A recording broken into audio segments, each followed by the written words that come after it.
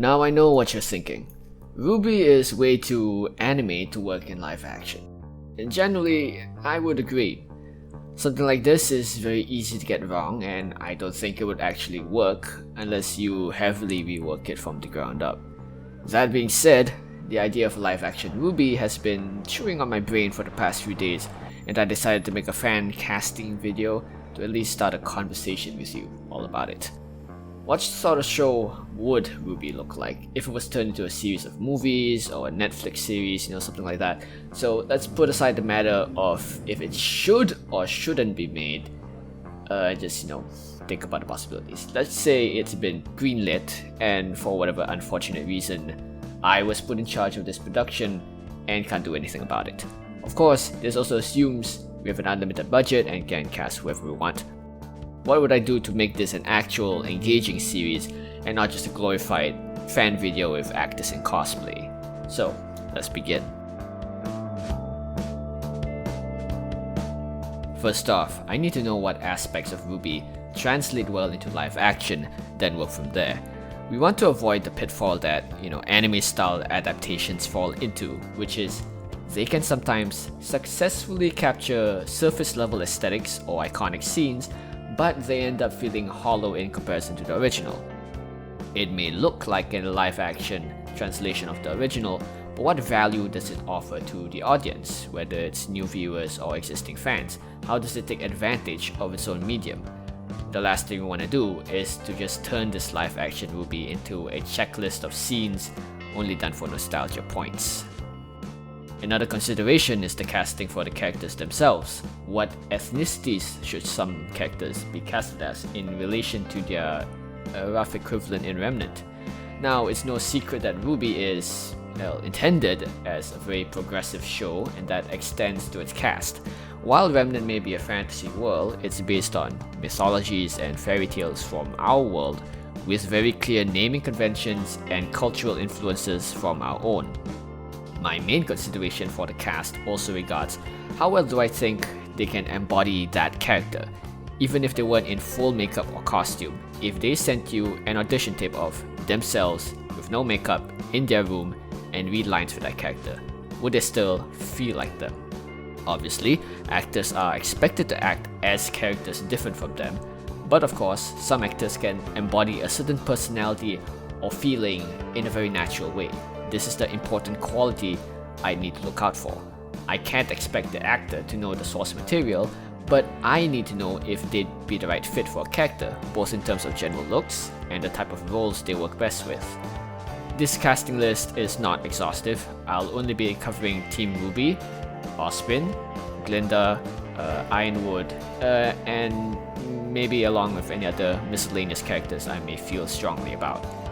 Now, disclaimer. I don't watch many movies or live action series and don't know many actors or actresses, but needless to say, you may not agree and probably won't agree with my reasoning for each character's ethnicity or the choice of actor. These are my subjective choices, painted by my own views about RWBY, which is why, there's a comment section for you to talk about your preferred casting. Now, I think with the right resources and people, we may not be able to exactly replicate RWBY, because honestly, its huge weapons would look really clumsy and unwieldy in live action. But we can still capture something far more important, which are the exciting over-the-top action scenes, with a huge focus on choreography and minimal camera movement to really draw your eyes into the fight and to capture that Monty-esque style. The fights need to be creative and almost tell sort of like miniature stories in themselves. If we want the fights to be good, we have to keep the scale fairly grounded. RWBY is known for its big and flashy weapons, but to make it work on screen, and especially for the main lead, RWBY, I don't want to sacrifice actual quality fight choreography for the sake of canon accuracy.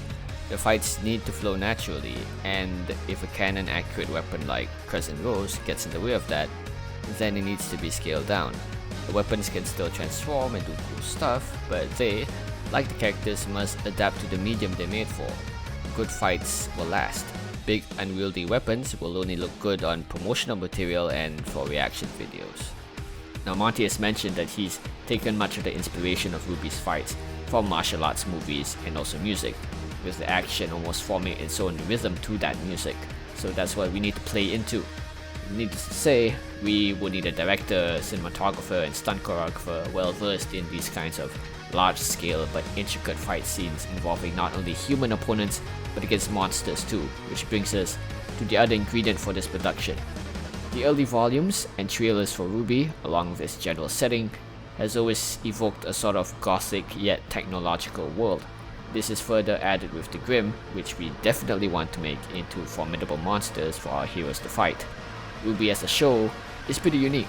It started out as a slice of life-esque Monster of the Week series, which later evolved into a serious story about gods and relics.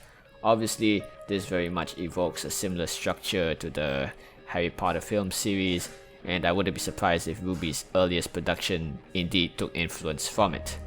We've seen bright action spectacle films, we've also seen gothic academia settings with memorable characters and setting, but we've not really seen something that does both. I think finding a way to marry the two, having the main cast enroll in hunter school while fighting monsters and other baddies in big fights, is the key to adapting RWBY's type of story. In short, dark fantasy mixed with exciting, heart-pumping martial arts action. Now a bit of trivia. Monty Oum himself was of mixed Asian descent, being part Cambodian, Japanese, Vietnamese, and Chinese. Being of mixed Asian heritage myself, I'd find it hard to believe that this was not at least subconsciously in Monty's mind making the cast as diverse as it was, with the two main characters, RWBY and Yang, also being of this sort of ambiguous mixed descent. For my casting, I'd like to explore that a little bit and let this paint my decisions for the casting. A lot of RWBY's characters are ethnically ambiguous enough that you can reasonably justify any sort of casting with them, like whether Taiyang is Asian or Caucasian, which would in turn affect Raven, which would in turn affect Yang. So consider these my own headcanon ideas about what some of these may be. And of course, know that when I bring up whatever ethnicity an actor is or what I consider a character to be, it's obviously like referring to whatever the closest kind of equivalent they are in Remnant. Clearly, Mistral is sort of based on Asian cultures, and of course, looking at the characters' name themselves, what mythology or culture does their fairy tale or whatever directly draw from?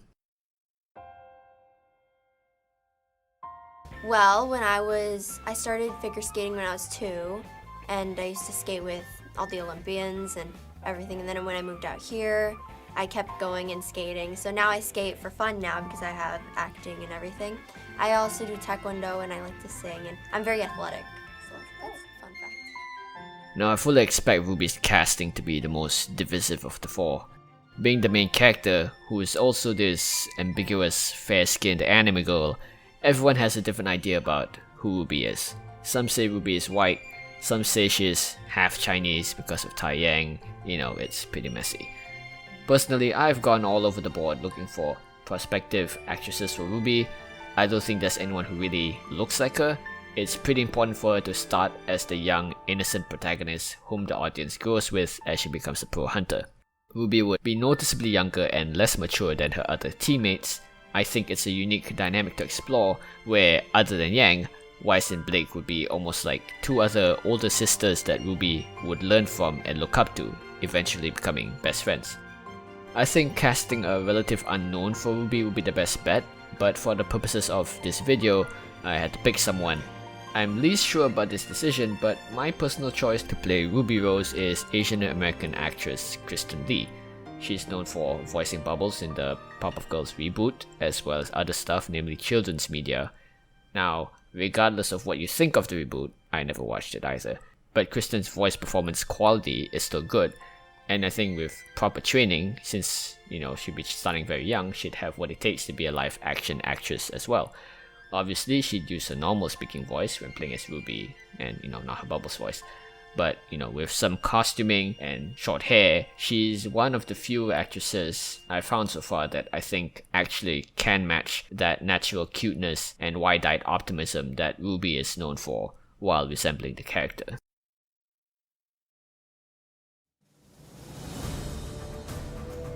Before we started filming, we had to do quite a bit of training. It's very difficult to just go straight into learning sword fighting routines.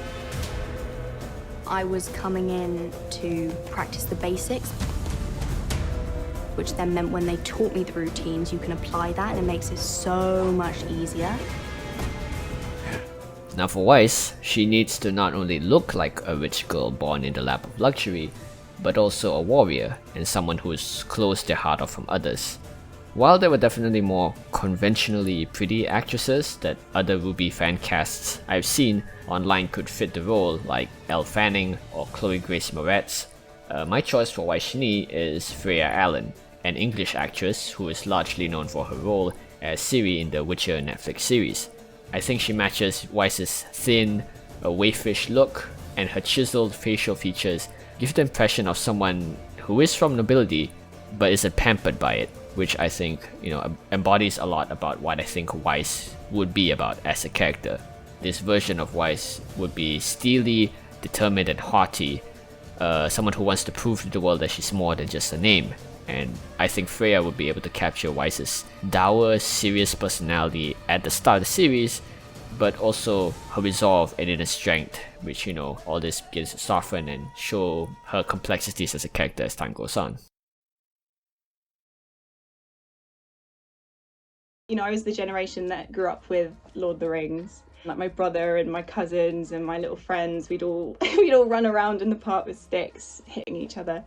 I loved all the the Chinese martial arts films as well. I remember watching Crouching Tiger, Hidden Dragon over and over and over again and acting out the fight scenes with my brother. So I loved all of that stuff, and I loved sort of like dark fairy tales like Pan's Labyrinth and all these sort of fantastical worlds. So obviously then when this show came around and the audition came around, I was so excited because the child in me was just jumping for joy because it was, something that I really, really loved. Now, let's not pretend that the original creators of RWBY had any idea what ethnicity Blake was. Beauty and the Beast, which Blake was based on, is a French fairy tale, but the whole ninja catgirl thing she has going on suggests something more Japanese. While Blake had parents who were kinda sorta Indian, living in the equivalent of Remnant's Australia or something.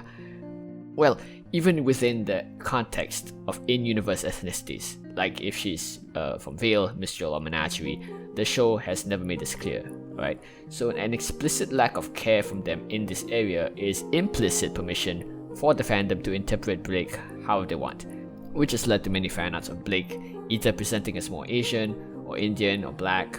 You may say this lack of clarity is not a bad thing in itself, as it has led to a lot of creative takes on Blake in fan media, but it has also led to many arguments within the fandom that the creators are more than happy to turn a blind eye to. This may be a fantasy world, but when you make and market your show as a diverse world based on real-world cultures, languages and people, you cannot play the fantasy card so readily. Left with a decision to make, I determined that my version of Blake for this live action thing is the closest equivalent of being Asian European in Remnant, taking a cue from her vaguely Asian features and stylistic choices, coupled with her allusion to Beauty and the Beast, which is French. I think Blake being of mixed descent would really tie into her character, not only someone caught in between the worlds of the human and faunus, but between her humanity and what others consider the beastly side. Now I was considering actresses from different ethnicities, but my choice for Blake Belladonna is Jessie May Lee, a Chinese-English actress. She is most well known for playing Alina Starkov in the recent series Shadow and Bone. Now, Blake in RWBY has always given me the vibe of like she's a YA novel protagonist in a story where she isn't the protagonist, if that makes sense. She fits all the tropes of like a typical young adult novel main character girl. She's calm and reserved, but fiercely determined, with a strong moral compass. She doesn't like to stand out, but always, gets caught up in the plot, that kind of thing. And I think Jessie can nail that reserved, down-to-earth nature that Blake has, but obviously she also has the chops for when she needs to rise to the occasion and fight. And in an interview, Jessie talks about her mixed heritage and how she has struggled with it in her life and career. And knowing this, I think she can embody Blake's similar struggle in Remnant, being a person of two worlds and having underwent discrimination for her birth. It's a role that I think is uniquely natural to Jessie's experiences and personality, which is why I feel very strongly that it should be a perfect fit for Blake.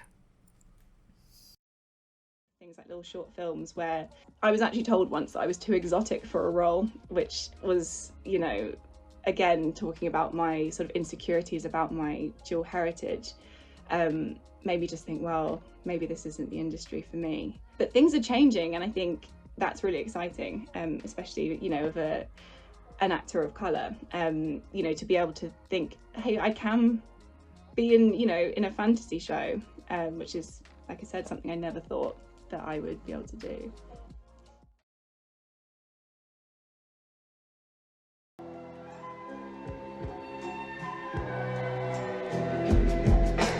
Why am I feeling so righteously unsatisfied? Smoke a red pill. You must have some sensible piece of mind. Reading, I get reading all the sweetness in my past. Gotta do a jig grab, make the process appear so magical. I'm feeling restless by seeing through this self-destruct. If you know me, I'm not just I'm having fun with this. I live with this. Coming up on your scope. Put the bottle down for a decade. All I've got, but it tastes like I know what I feel like. Fermented like welcome to it over. That thought's in the back of my mind. I'm a slave of behavior every time. I'm the man of the moment. Because I knew my good intentions never get through. In the dark, I've got his for sure. He knows what trip he can't bring. Don't say who are you? I don't answer to you. Pray for yourself, don't worry what I do. I'm every color blue. Would you love me like red, red? You call me worthy when you took me in a place. Daydream it all away when the pillow is my head. If you are familiar with my RWBY fan project, RWBY Remnants, you know that I've been an advocate of making Yang more clearly reflect Asian influences in her design and features. I wish to continue this pattern with my fan cast of her for this live-action RWBY. There were a good number of Asian or half-Asian actresses who honestly could play Yang. My first choice, and really someone I always had in mind when redesigning Yang for RWBY Remnants, was Jamie Chung. Her spunky attitude coupled with a tomboyish personality was always one I thought would be familiar but a really fresh take on Yang that would really make her come into her own as a character and not just, you know, a clone of Barbara, her original voice actress. But alas, I do think she's a bit too old for the role. So with all that in mind, my current pick for Yang Xiaolong is Leah Lewis. Born in China but raised in the States, she's most well known for her lead role in a teen rom-com called The Half of It, where she plays a nerdy, unconfident student Ellie Chu. However, if you follow her in real life, Leah is an extremely sporty, outgoing and athletic person. When I saw her, I just saw Yang, straight up.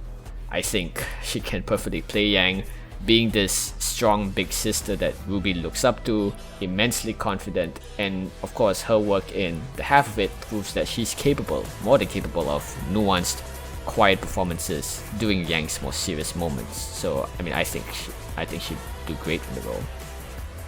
And of course, I don't really care about the appearance too much, and more about how well they can capture the character. So really, if you want to somehow make the blonde hair thing work, there's, you know, dyes, there's wigs. I'm sure there's a way it can be figured out, but you know, I think it's more important to find an actor who matches that Yang personality rather than someone who just looks exactly like her. Otherwise, you know, that's just, you might as well just hire a cosplayer, right? So that's my decision. Woo! This is our first take, I promise. Okay.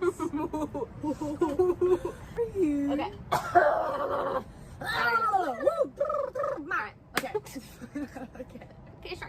Okay, alright, Ryan. Let's do this. I hate us. Okay. Okay. But actually, we are just like each other. We really are. We used to be 17 too.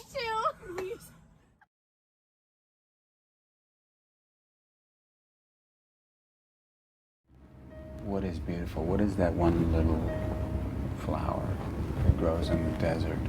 What is it? It's simple, really. It's kindness. You know, that's what carrying the fire means. You know, this term that's used in the movie. Once you get past the idea, where you accept it, how important it is to survive, if that's what you choose to do. Now for the adult characters I feel most strongly about, one of them is Ozpin. Someone fitting the role of Ozpin would need to capture all of his complexities, his kindness and approachability, but also his mysterious presence and his authority. Obviously, everyone has a different view on Ozpin, whether he's more villainous or, shady, that kind of thing. But, I think, given the canon portrayal and my own personal preference, I think he's sort of a very aged and experienced mentorly figure who had the right intentions but is spending thousands of years and many lifetimes trying to make up for the mistakes of his past.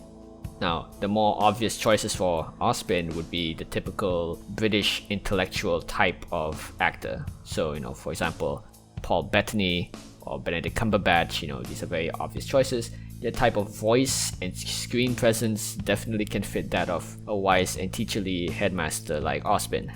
I quite like the Bill Nighy as well, but I find his appearance a bit too old looking for Ozpin, who, while yes looks old, is based on the show supposed to have this sort of timeless appearance to him. But I found someone who's a bit of a curveball, but someone I think would really nail the role, and that is Viggo Mortensen. If you don't know, Viggo Mortensen was most famous for playing Aragorn in the Lord of the Rings trilogy. While he may not possess the sort of deep, erudite voice that other candidates may have, one has to keep in mind that this series is not just which actor looks and sounds the coolest as this character, but which actor can embody this character in a faithful way that also works in live action.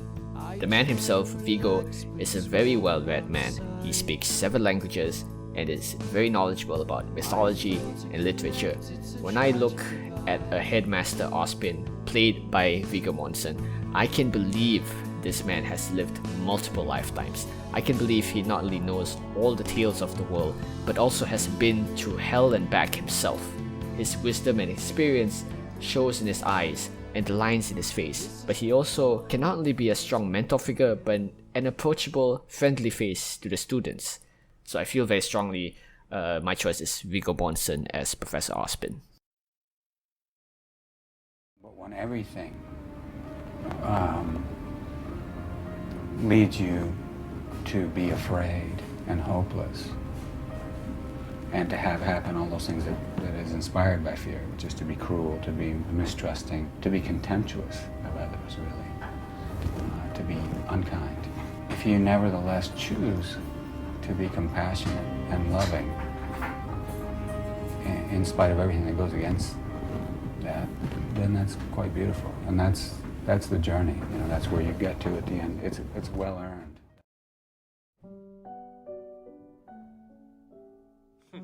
Why are you here on the Vogue floor? So Anna is in Europe for the week, and she's asked me to take over the offices for her. Big shoes to fill. I know. Come with me. Do you like living in New York City? I do. I love it. Okay, where'd you grow up? I grew up in London. What do you miss most about England when in America? Oh, the irreverence, probably. What do you miss most about America when in England? The enthusiasm. Is there anything New York has over London? Pizza. Better pizza. Emily, your Starbucks. Thank you, Jessie. You're welcome. Bit cold. Never mind. What's the best part about being on set? Oh, the camaraderie. Now, Glynda's actress not only has to exude the authority, the hardened experience, and the nobility of a hunter, but also that of an understanding, sort of surrogate mother of sorts to all the students in the school. For that, the 2 options I have in mind are between Emily Blunt or Hayley Atwell. Hayley's work as Peggy Carter is so much of how I picture a younger Glynda. I can imagine her going on covert missions between the kingdoms on Ozpin's behalf in a sort of wartime drama-esque sort of series. However, I think Emily Blunt slightly edges out, as she really matches what I picture a live-action Glynda looking like. She's an excellent actress who's no stranger to action scenes either, so I think she'll crush this role and really add a lot of depth and gravity to such an underused but popular character, and really expand that role for this live-action series. So, Emily Blunt as Glynda Goodwitch. How do you think this interview went? I think it went really well. But next time, bore someone else with your questions. Yeah, but I thought this was going well. Just kidding. It's not even my line.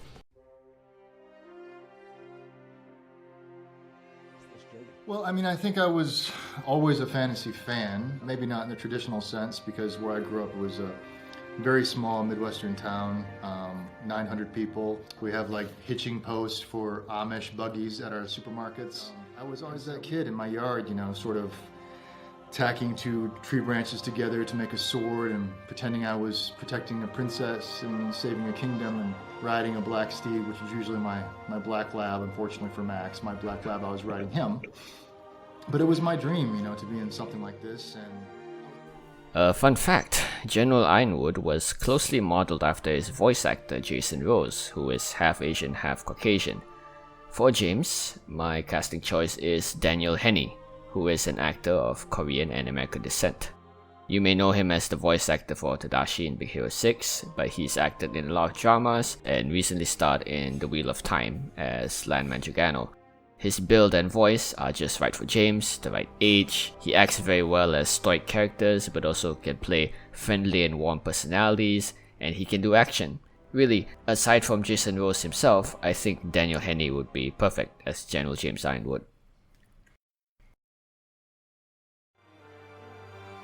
Let's be honest, Taiyang is a nothing character.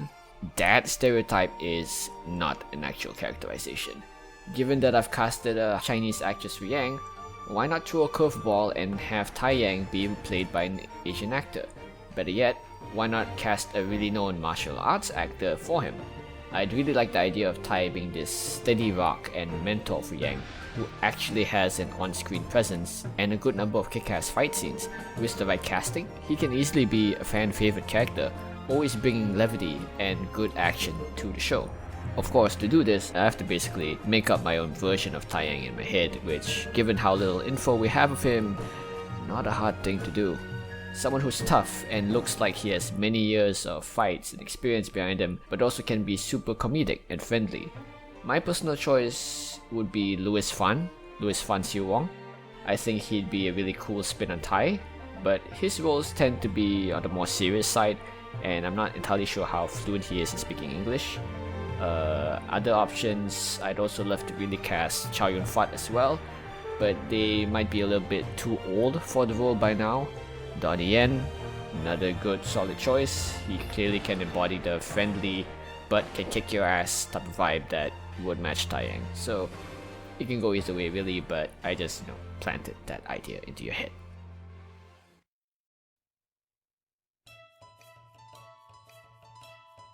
Well, it's all, I mean, it's, what am I allowed to say? He's a sort of scientific genius, and he has enabled the technology that sets the story in motion. And then he might take a misstep. You'll have to wait and see. For Bartholomew Oobleck, David Tennant. I find that he can perfectly embody Oobleck's frenetic, frenzied speech, but also his intellectualism and friendly warmth, not only as a doctor, but as a mentor figure to RWBY and others, so this is a no-brainer for me.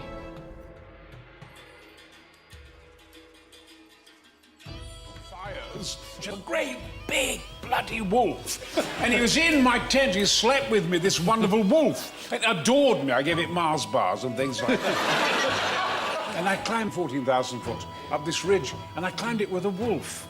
And then we came back down, got back into my tent. I mean, you have to understand, ladies and gentlemen, I mean, even at my age, in my 70s, I'm a randy bastard. For Peter Port, my choice is Brian Blessed. He is loud and boisterous. He played Clayton in the Tarzan movie, which is the quintessential safari hunter character archetype. Just make him a good guy, which he's played plenty of more comedic good guy type characters, and I don't need to explain much more. So, these are my casting choices for a live action RWBY, and my logic behind this production.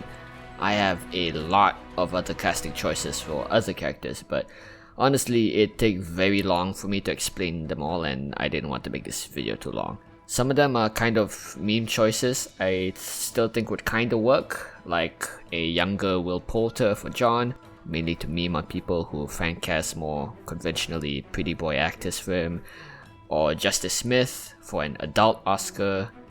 Some are just these gut feeling decisions, like Robert Pattinson for Crow, or Johnny Depp for a more aged version of him. Yeah, try unpacking that. I'd cast Sophia Lillis for Penny, but she's a bit too old for the role, and I'd like someone who is more Kristen Lee's age to act alongside RWBY. Roman Torchwick might be Donald Gleason or Cameron Monaghan. Oh, but I absolutely insist that Rami Malek and Oscar Isaac should play the Albane twins, and Tyrion absolutely has to be played by Bern Gorman.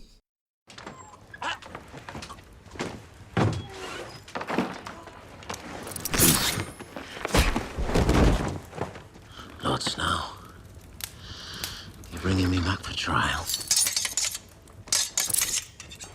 We had a good thing here. We were free men. You'll never be free.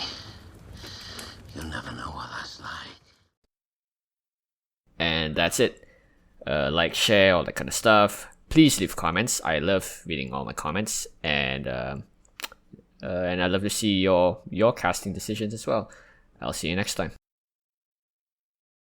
Hey guys, Kat here. Thank you so much for watching. Please consider pledging to our Patreon, where your contribution will help us create more and even better content. If not, you can still help us out at no cost by liking the video and sharing your thoughts and support in the comments. Share it with your friends too, if you have any. Just kidding. Maybe. Follow Saitokun on Twitter, or join our Discord server if you want to stay up to date. And that's it. Have a great week, and see you next time.